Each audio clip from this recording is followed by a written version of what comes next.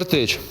15-й год. 2-литровый мотор, G4NA, пробег 170. Будем делать эндоскопию камерой и посмотрим, есть задиры на стенках блока или нет. Даже в первом есть, хотя первый очень редко. И 4-й, который самый, как говорится, проблемный у нас. Вот, например, справа как должен быть хон, а слева как вот задиры именно поцарапаны.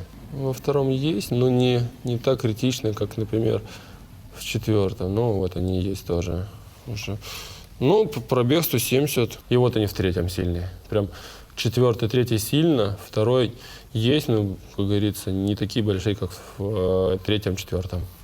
Так что вот они его и стуки. Решение проблемы только капитал. Загильзовать блок, и звуки все уйдут.